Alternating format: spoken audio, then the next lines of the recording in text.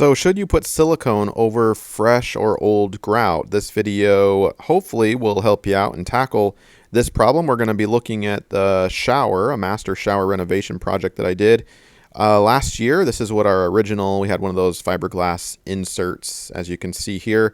So we gutted that and everything, and then I tiled it all myself. I was pretty proud of this job. It was my first time doing a shower niche like this, so that was pretty cool, and it turned out, I think, really well. And this was kind of the final project with the glass shower door and all that good stuff. So very happy, but I wanted to put a video out there that handled this question. Should I attempt to waterproof or protect my grout with silicone? So we're looking at this shower niche here that I did. This was my first shower niche that I installed. Master shower renovation. Pretty proud. However, I ran across this dilemma, this question, which is probably why you're watching this video. By the way, do you like my wonderful display of soaps? This Schluter trim that I installed, and I think it looks pretty good. However, the big question is doing a shower niche. We've got a little 5-inch or so shelf right here, and I was, really cognizant of standing water. I wanted to avoid that as much as possible, right? So I tilted when I installed this piece right here. I tilted it, and in fact, the 2x4 framing underneath it. And you can search my channel for how exactly I did that. Tile renovation, master bathroom renovation project. Search my channel and you can see kind of what that looks like, because I did end up tilting it. Not too much, because you don't want, things tipping over, especially if it's, horizontal to this line here. But what that does is creates an opportunity for watershed, right? For it to drain properly, and not just the tile, but if any water got back there, it would drain forward as well, as opposed to sitting on, the 2x4 back there. I did use RedGuard underneath as a liquefying membrane, along with the tape, and to my knowledge, that is how you were supposed to do it.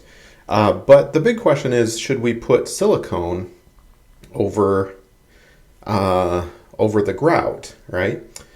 You can see over here, the shower just got used, so we've got a little bit of water happening.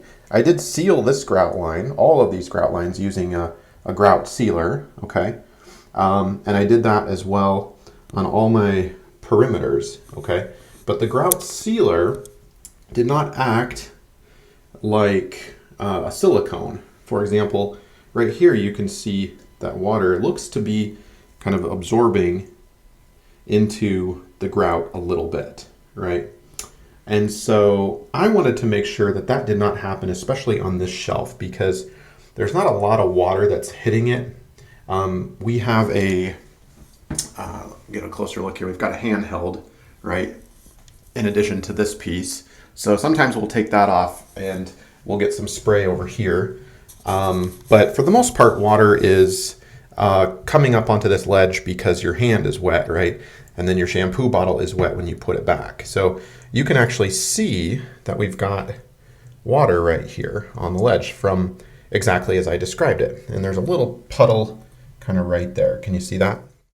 By the way, if this is your first time to the channel, welcome. Click that like button. Don't forget to subscribe, and think about sharing this video if you know somebody who might benefit. And so to make ultra sure that that there would be no water penetration happening through the corners and the seams, right? And this line here, because I didn't want water coming behind this Schluter stuff. This is called Schluter, this trim piece. I did end up putting a layer of silicone, 100% silicone clear on that. And if obviously you can't feel that, but it is squishy. It's kind of a rubberized piece. And what I did was I put it about here. See my finger there? From about here down along this line, along the full back line, because the grout line was a little bigger there. And I tried angling it so that water, if it hits here, it will come off and drain. And even if it gets stuck right here, it's siliconized, so it's not going to penetrate at all down through the underside because there is a little lip, little edge right here. You know, I'm a DIYer. It's not noticeable at all, but let's see if I can get a better angle there. But it's enough where it could prevent a little bit of water from trickling off. Large amounts of water will come off no problem, but I was concerned with the little amounts that are left in there, right? So I did along this back line as well, and about, I don't know, 3 inches, 2 inches up. And you can see it does change the grout a little bit in color. And I also did the underside. No, I did not do this underside right here. That is just plain grout, no silicone added. And I put a little silicone on that joint, on that corner right there. Not a perfect cut, but not bad. I did not do silicone here. However, if we come up to the top of the shower niche, I did put a bead of silicone, very thin, right along this full line as well. And you can see what that does to the color. Basically looks like it's a little wet, but the difference is negligible. You can't really tell. And that's for, you know, when water comes up, the steam, for example, you can see a little bit of water and some left on the tile. So when that drips down, it's not going to absorb right here and get caught and trapped on the underside. So it will easily shed off. And so that is how I do it. I know a lot of people say don't put silicone over your grout line. And certainly if I had to ever fix this grout line, if something were to happen and I had to change that out, that would be kind of a pain in the butt, I think. But I would not recommend grouting all the other lines. I don't think that's the industry standard from what I could tell, but I did definitely want to do that point because I saw that as a direct threat for water entry. So hopefully this has helped you out.